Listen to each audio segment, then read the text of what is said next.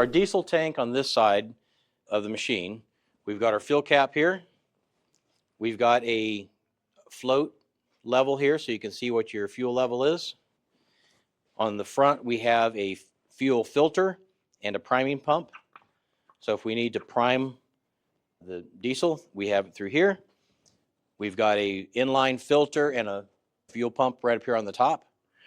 And then we've got our indicators down here that tell us if we've got clogged fuel filter.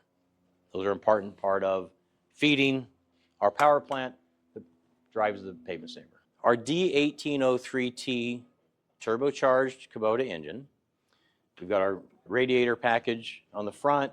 You've got your air cleaner, your radiator overflow. We have our diesel particulate filter here on the back, exhaust filter. It's a very tight, well-designed package. It's going to hold up and do what we need to do.